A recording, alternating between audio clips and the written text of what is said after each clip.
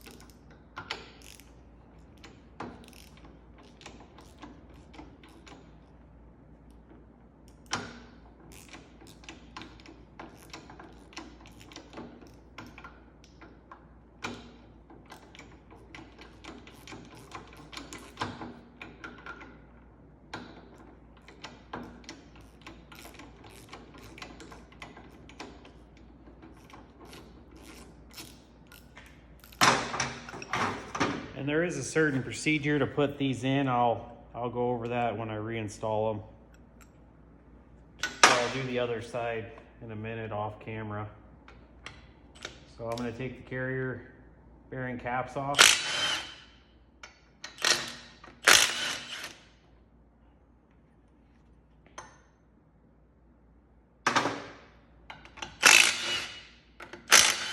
Now if this wasn't old and worn out, and the bearings are tight, these are like a tap-in fit, so it shouldn't just pull right out, but I bet you the bearings are worn, it's just gonna slip out like that.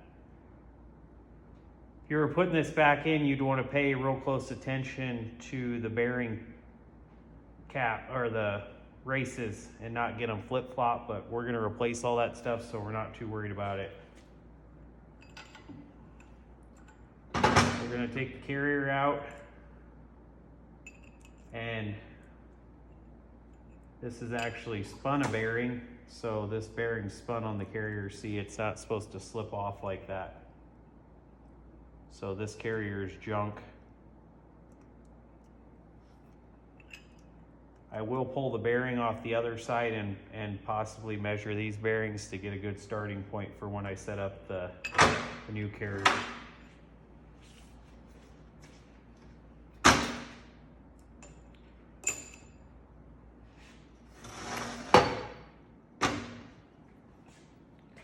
So then I'm going to take the pinion out.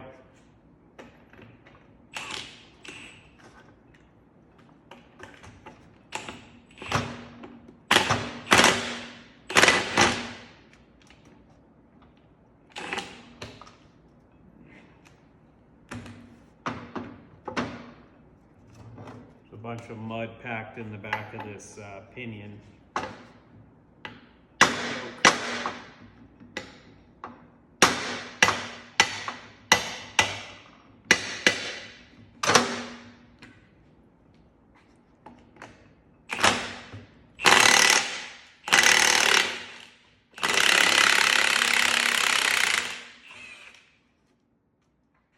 Got the pinion nut off.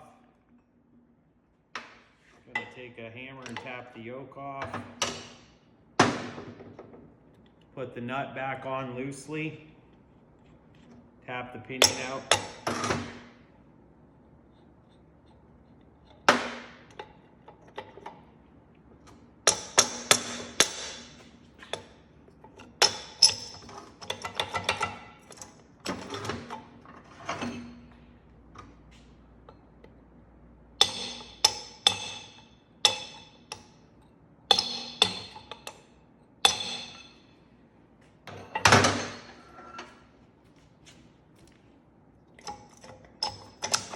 out on the shims.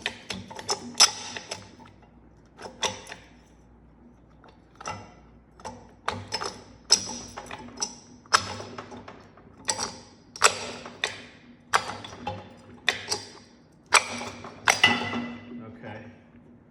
The shims were stuck here on the section where the shims go, where the outer bearing sits, and it was working like a finger trap on there. So that's out. Now I'm going to pop the seal out on the back side. So I moved here to the back side. Take a little pry bar and pop the seal out.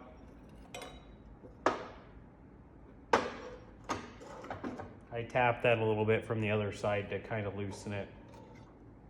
But there's a slinger in there, the bearing, and then all those shims that were kind of finger trapping the pinion in. They're all down in there. And a whole bunch of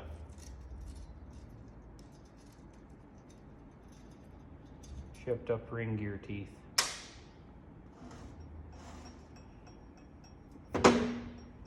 So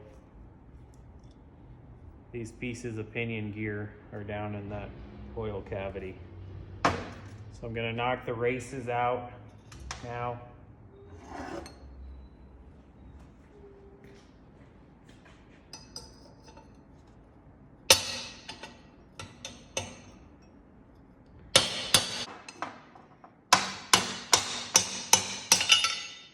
Okay, I heard it.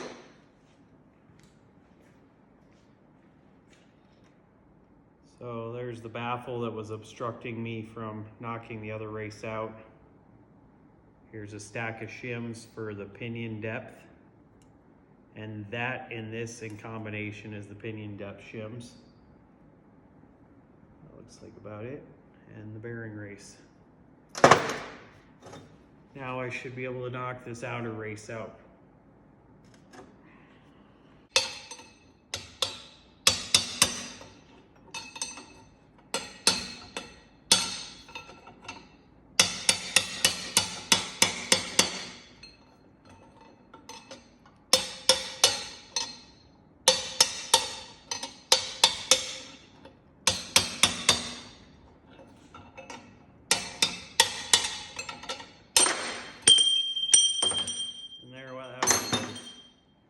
So the last thing, the only thing left to do to get this thing stripped is knock the seals.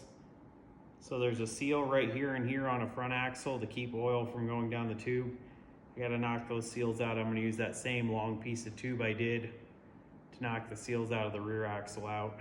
And then I'm gonna try to get some of these loose pieces out so I'm not dragging it outside to wire brush it, dropping them all over these greasy little chunks of metal.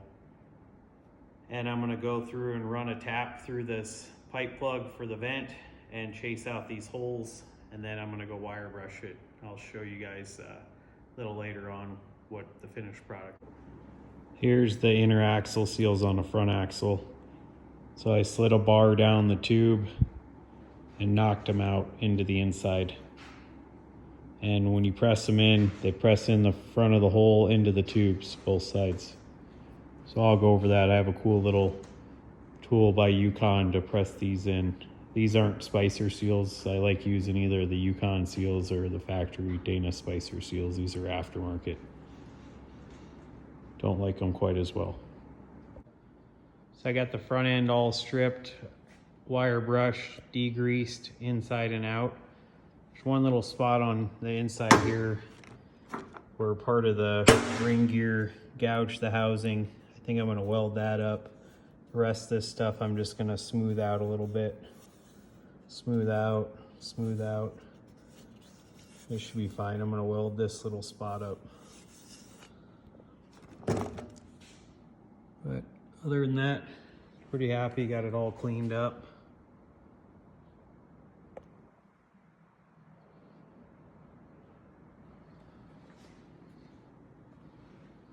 Looked pretty good with some paint on it.